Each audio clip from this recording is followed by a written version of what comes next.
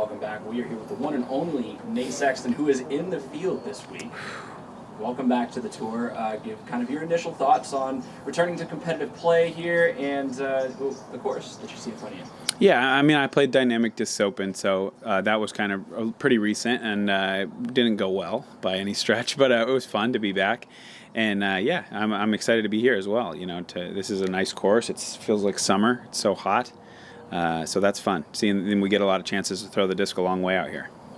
Well, I know people at home are going to be used to you breaking down the holes like we're doing a flyover right now, but break down, maybe one or two of your favorite holes that you've seen out here. What do you think about it, and what's going to be the play? Yeah, man. I mean, there's some amazing ones. I like both of the par fives are fun. The really long one, the 1,200-foot one, is a lot of fun strategy decisions because it's like, can you get over that water in two? I probably can't unless I get like a really fantastic roller or something if I have good wind. But I think that's going to be an interesting hole to watch just to see who's willing to push that second shot and go over the water and set up kind of an easier birdie and who might kind of try to play around the water. If it's windy, I think almost everyone goes around. But in calm weather, it could be pretty exciting. So you said DDO, in your words, didn't go too well, but was that above or below expectations? Obviously, doing the media and playing are two different things. Sure. Yeah, I mean, I would say below. It's hard. It's like I haven't been practicing very much, so expectations are a tricky thing because I try to not have too much of them because it's like I know I'm a little bit rusty after basically over a year without like consistent practicing really or anything because I've just been doing the dad thing. But I would say below. I still believe in my game and would have liked to perform a little bit better. But I still cashed, so whatever. Yeah, translating that to this weekend, what are your expectations for here now that you've kind of seen this course and how it plays? I mean, a lot of rollers out there. Mm-hmm.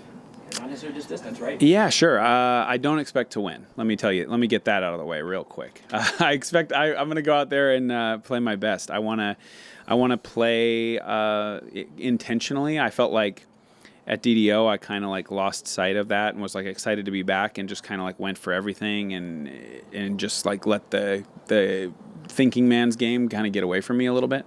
So I want to get back to that a little bit. Obviously, I think you got to be really aggressive to be in the hunt.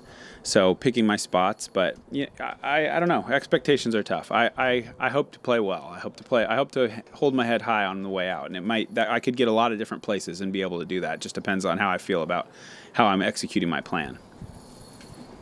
Nate, Chris with Gatekeeper. Good to see you. A couple questions. First off, having done commentary and competing for such a long time, coming back to that and putting that competitive and commentary back into your life, being a father and having the podcast, how are you balancing your work life?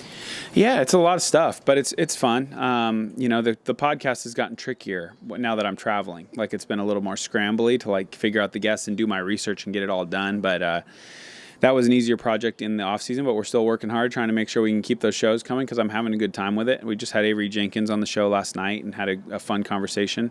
And then, yeah, commentary and play, those are like almost like I don't even remember the time before that I did both of those things. I don't even remember what it was like to be only a player. Like it's been a long time that I've been tied up in both of those worlds when I'm at a tournament. So that's a really natural feeling as far as balancing those things. Yeah, and then same with the father thing. Like, she's almost 4 now, so I'm not any kind of new dad. That's been part of it for a while now too. So it all works out just fine. It's a lot. It's all thanks to my grandparents, really, or not her grandparents, my parents and my wife's parents coming up and supporting in this time. Because, as I've said on every interview ever, my wife works a lot, and it's like without them there being willing to drive up and be at our house, I really can't travel. So every time I'm anywhere, it's because they're taking time to come up to our house and help us out.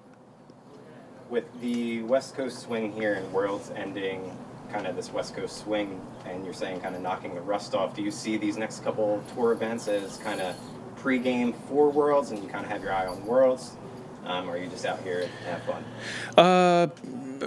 But I can say yes to both of those things, I guess. I'm out here to have fun. Yeah, sure. I mean, Worlds is obviously the most important tournament.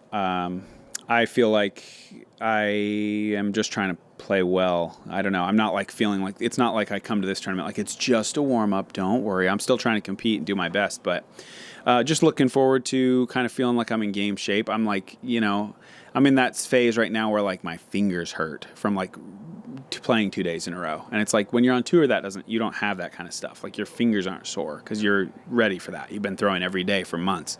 For me, it's like come out here and all of a sudden play a course 3 times longer than the 9-holer by my house. And it's like you're ripping shots, throwing all different discs than what I throw in the woods in Washington near home. It's like this is a totally different setup.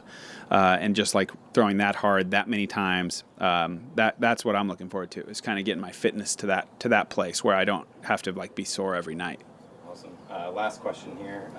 Being a big driver course, what interval mode are you kind of going to lean on, you think, the most? Oh, I mean, for sure. I'll give you a couple. Destroyer for the backhands, X-Cal for the forehands, and Sidewinders and Thunderbirds for the rollers. Very cool. Thank you.